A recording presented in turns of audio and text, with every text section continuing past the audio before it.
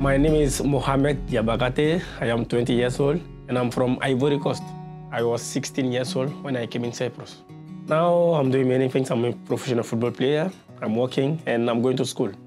Before to leave my country, Ivory Coast, I lost my family.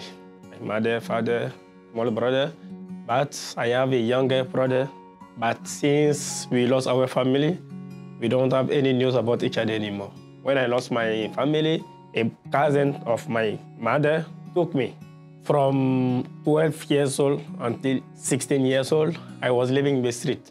So I was, let's say, a gangster because I was living in a gang. And at 2011, my country had a situation, like a political situation. So after this situation, they wanted to give a new face to the country. So they started to remove all the obstacles.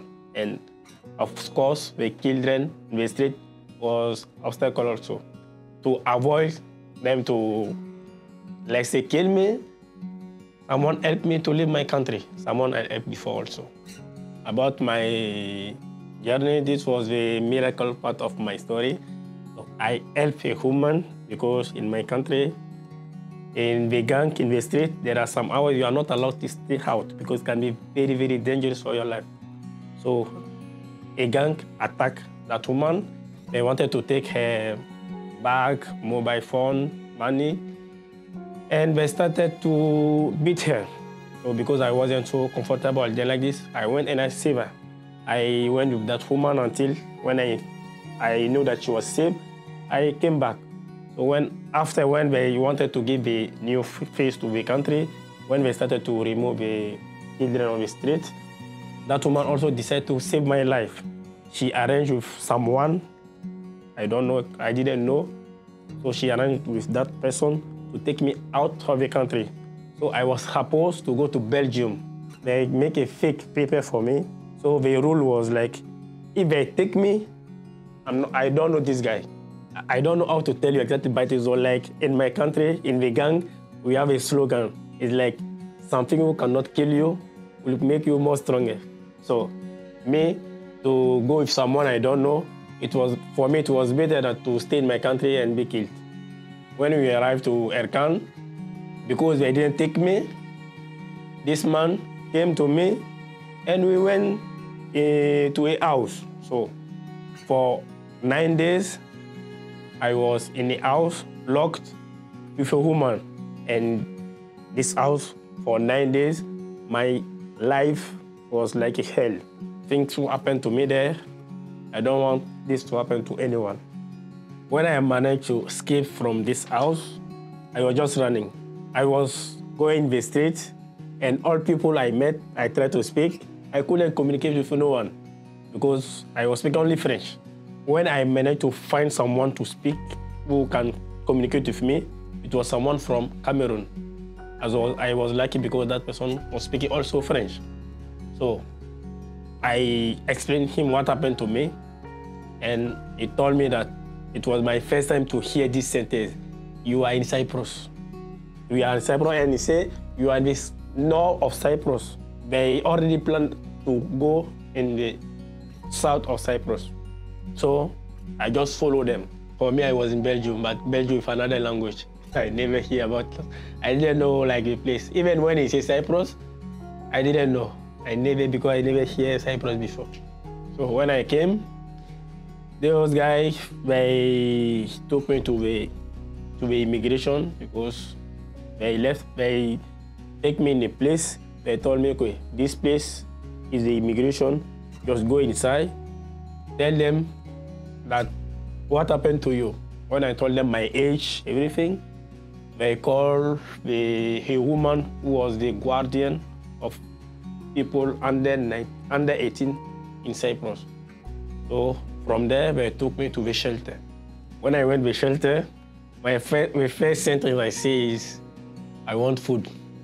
But in the shelter at the beginning, I just wanted to be alone.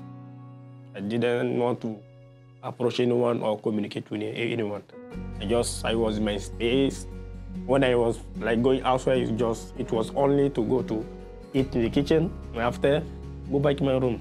I started getting comfortable in the shelter when I started music with System Microsoft. When I was in my country, my life was like to survive and to eat. This was like my country. So even football, everything I'm doing here, I started everything here. Football is something in Africa, we can say all of us, we play football, the street, but I joined academy here in Cyprus. The good thing in the shelter is when you come first, they ask you what do you want to do. When I came to the shelter, they asked me, what do you want to do? I say, I want to go to school and I want to play football. The next few days, they found school for me and they found also the academy for me. So like that, I joined the academy and I started school also. The shelter was like a family, one of the family I didn't have before. Because I went this place from street, I found myself this place with a lot of, I will not say strange women, but a lot of people I didn't know before. But it was like I was surprised to see that when I want something, I go to say I want this, they'll fight to have it for me. So the shelter helped me a lot from this side, like to start to feel confident, to start to do things I wanted to do. They like the shelter, like push me to become like from this small guy, a young guy from the street, to someone like who have like to think about what to do, to think about like jobs, about like things like that. So from this side, you understand that you are a man now. You are not a kid anymore. From now, I do things I want. I pay my rent. I'm not waiting for anyone anymore. So I'm living like everyone, normal people. Like sometimes, like if it's not about like to say that I'm an asylum seeker, if I don't tell you that I'm an asylum seeker, you cannot understand. In the future, from now, I'm seeing myself playing in one of the biggest teams in the world and having my whole family.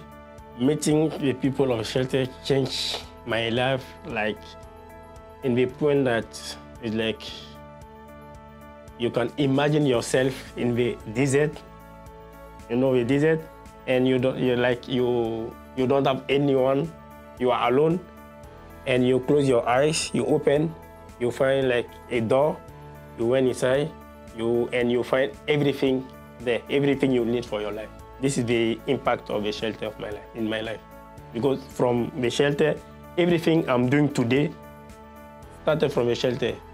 School, music, football. If I wasn't in the shelter, I will not do anything of them.